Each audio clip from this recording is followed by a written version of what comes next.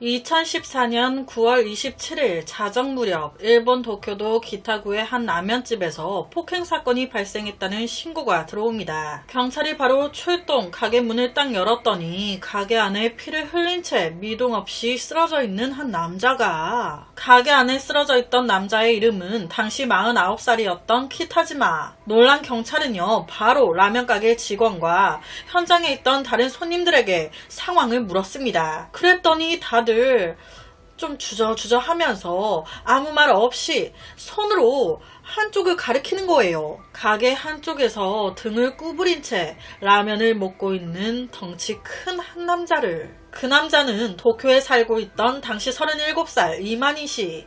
경찰은요, 바로 라면 먹고 있는 그에게 갔습니다. 당신이 저 남자 저렇게 만든 거야? 이 물음에 그의 대답? 응. 뭐야?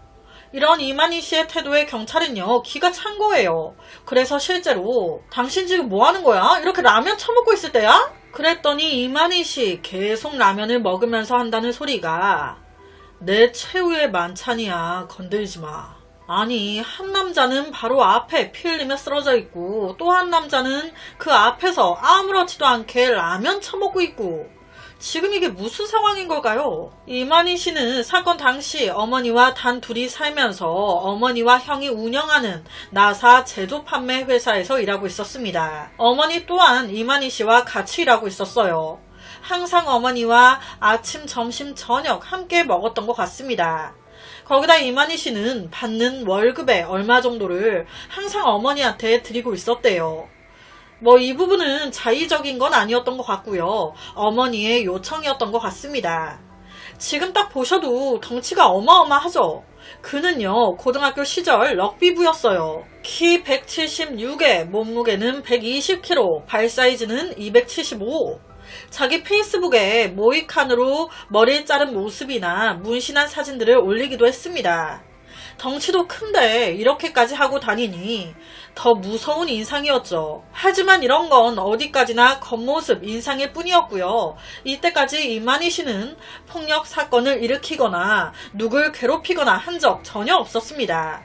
경찰서 자체를 가본 적이 없는 남자였어요. 이 이만희 씨 덩치도 있고 하다 보니 이상한 데로 빠질까봐 이 엄마가 항상 엄청 어렸을 때부터 귀가 시리도록 얘기했었대요. 절대 남을 때려선 안 돼. 절대 남을 괴롭히면 안 돼. 그러나 이만희 씨는 이런 어머니의 말을 무시해버렸습니다. 2014년 9월 26일 일을 마치고 집으로 돌아가던 이만희 씨. 뭔가 술 한잔 하고 싶어. 그래서 홀로 한 달에 한두어 번 다니던 도쿄에 있는 필리핀 술집을 가기로 한 거예요. 평소에 이 이만희 씨 술을 막 즐겨 하진 않았었대요. 정말 한 달에 한두어 번 정도? 저녁 7시경 이만희 씨는 필리핀 술집에 가기 전에 근처에 있는 선술집에 먼저 들러 맥주와 소주를 간단히 마셨습니다. 그리고 저녁 8시경 필리핀 술집에 들어섰어요. 거기서 약 3시간 동안 소주를 한 3분의 2 정도 마십니다. 선술집에서 먹고 여기서 또 먹은 거죠. 필리핀 술집에서 한 병을 다 안 마신 건 아무래도 여기서 더 마시면 취할 것 같다, 이렇게 자각을 했던 것 같습니다. 다음날 일 가야 되는데 힘들거든. 술집에서 나온 그는요, 집으로 향하는데 이때 시간이 자정이 다 된 시간이었어요. 뭔가 그냥 들어가기에는 좀 출출해. 그때 눈에 보인 한 가게. 저기서 간단하게 라면 하나 먹고 들어가서 바로 자자. 그 가게가 바로 오늘 사건 현장이 된 그 라면 가게였습니다. 약 30석 정도 있는 가게 내에 들어선 이만희 씨는 교자 하나와 탄산수와 과즙을 섞은 술, 추아이를 시킵니다. 여러분, 일본이 옆에처럼 1인식 좌석이 많잖아요. 화면에 바 형식의 좌석들. 거기 앉아 있었던 것 같아요. 딱 자기가 자리에 앉고 덩치가 크니까 뭔가 발을 걸치고 있고 싶어. 그래서 자기 바로 옆에 오른쪽 의자에 다리를 걸쳐 놓은 거예요. 피해자인 키타지마가 가게로 들어선 건 이만희 씨가 음식을 먹기 시작한 지 얼마 안 됐을 때였습니다. 키타지마는요, 옆에 바 형식 자리에 이만희 씨가 여기 앉아있으면 옆 자리에 앉아요. 키타즈마 앉고 바로 옆에 빈 의자 있고 그 옆에 이만희 씨 이렇게 앉은 거예요. 그런데 여기서 문제는 이 키타즈마가 가방을 둬야겠는데 어디다 놓지? 이때 자기 가방을 키타즈마와 이만희 씨 사이 요 빈 의자에 자기 가방을 딱 놓고 의자를 자기 쪽으로 딱 끈 거예요. 그런데 이때 이만희 씨 발이 걸쳐져 있었잖아요. 의자가 앞으로 끌어지면서 이 이만희 씨 다리가 툭 떨어짐과 동시에 자기가 넘어질 뻔한 겁니다. 여기서 이제 이만희 씨 열이 확 받은 거예요. 야, 너 뭐야? 큰 소리 확 낸 거죠. 그러니까 반대로 키타즈마도 당황을 한 거예요. 내가 빈 의자에 내 가방 놓고 의자 땡겼는데 왜 저래? 당신 뭔데 나한테 소리 지르고 난리야? 맞받아 친 거죠. 그러면서 이 둘 사이에 싸움이 일어난 겁니다. 이때 이만희 씨는요. 와, 이놈이 나한테 시비를 거네?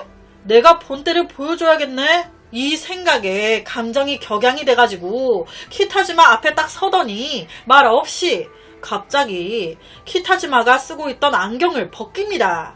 그와 동시에 키타즈마 위에 옷을 잡아 당겨가지고 다리 걸어 넘어뜨려버려요. 놀란 키타즈마 으악! 소리 질렀죠. 그와 동시에 갑자기 이놈이 키타즈마 머리와 배를 사정없이 발로 막 내리찍기 시작. 여기서 문제는 이때 이만희 씨가 신고 있던 신발이 가죽 통 부츠였다는 거예요. 그 신발로 체중이 120kg나 되는 남자가 온 힘을 다해 발로 막 내리찍었으니 키타즈마 후두부를 잘못 맞은 거예요. 진짜 이놈이 키타즈마를 밟을 때마다 가게 내에 툭툭 둔탁한 소리가 막 울려 퍼졌었대요. 눈깔 돌아서 수십 번 이상 머리와 배를 짓밟은 이만희 씨.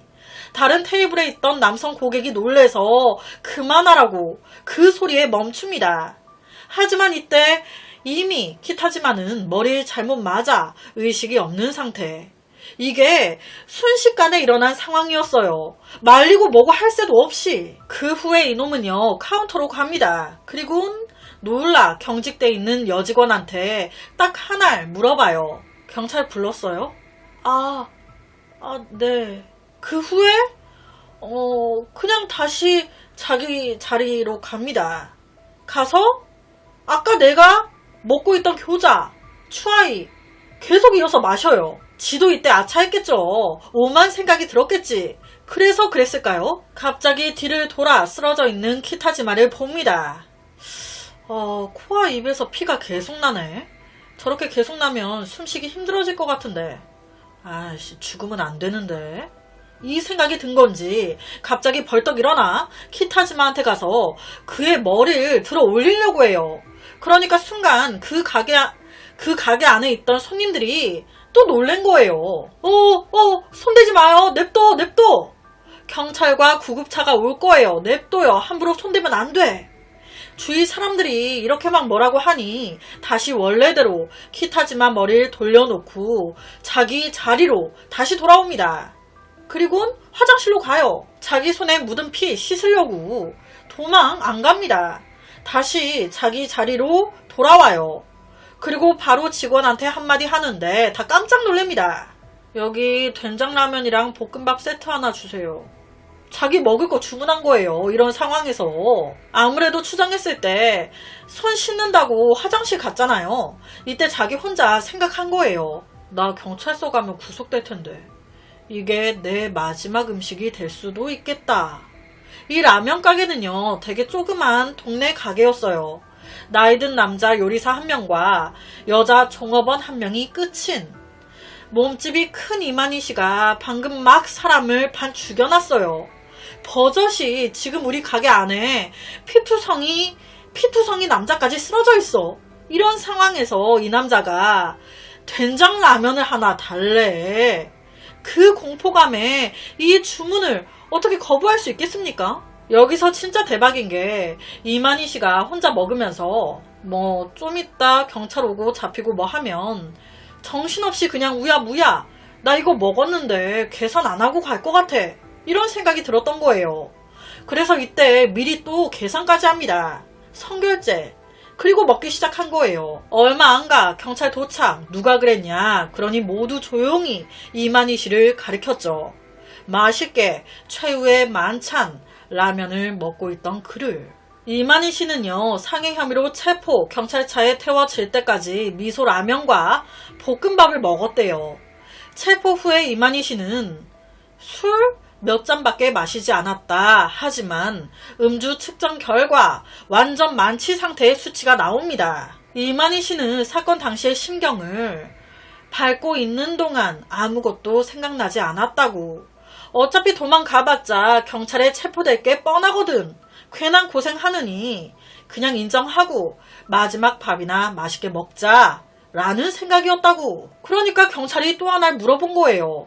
왜 범행 직전 갑자기 키타지마의 안경을 벗겼냐? 아, 그거 제가 옛날에 안경이 깨져 다친 경험이 있어서요.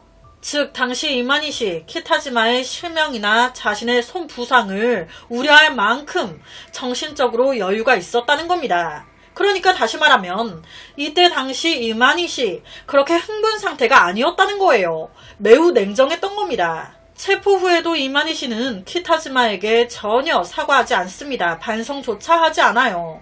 그놈이 먼저 나한테 시비를 걸은 건데 내가 왜 사과합니까? 실제 유치장에서 주는 밥 늘 완식 다 깨끗하게 먹었대요. 이러한 이만희 씨의 담담한 태도에 와, 참 너도 너다.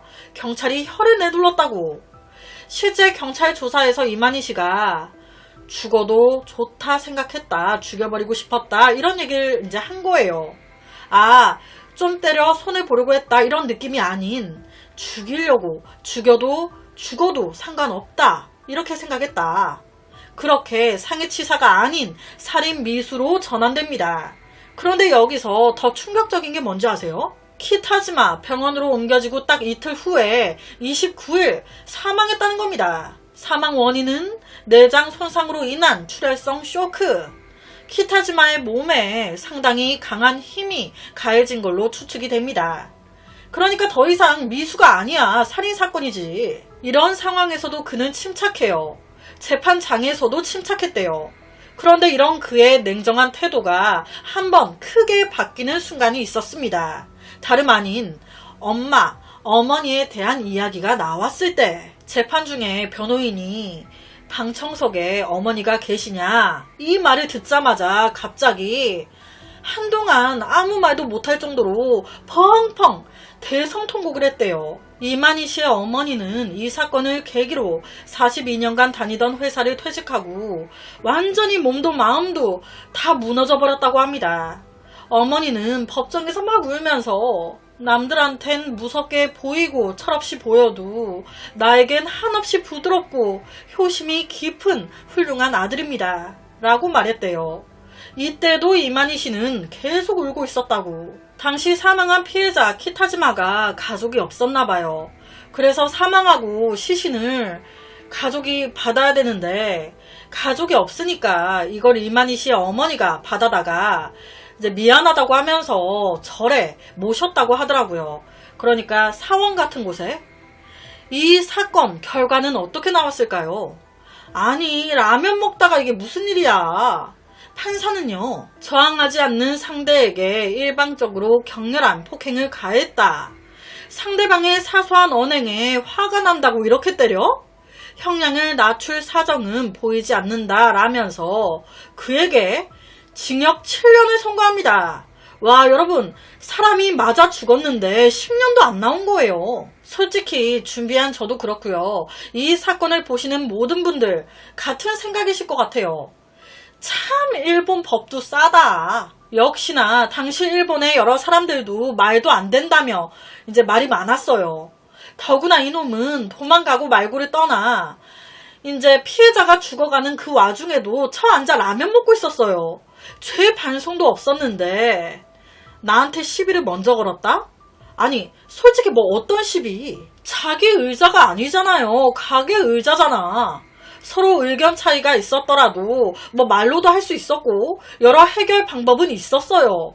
죽을 때까지 때리지 않아도 됐다고. 아무래도 판사는 이만희 씨 전과 없드만 현장에서 도주도 안 했잖아. 엄마가 막 애타게 호소도 하더만 뭐 이런 걸 참작해준 것 같더라고요.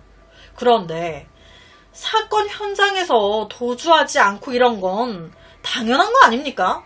도주하는 놈들한테 더 죄를 가해야 되는 건 맞지만 도주하지 않았다고 해서 죄를 참작해주는 건 아닌 것 같아요. 아휴, 이 사건의 또 다른 피해자 가게는 또 무슨 죄예요? 사건 현장이 돼버린 라면 가게는요, 매상이 엄청 하락하고요, 사건 후에 이 여자 종업원 그만뒀대요. 그리고 약 6개월 후 가게 문 닫았다고. 되게 좀 오래된 라면 가게였다는데 아주 사소한 일이 계기가 돼 말다툼이 살인사건으로까지 번진 사건.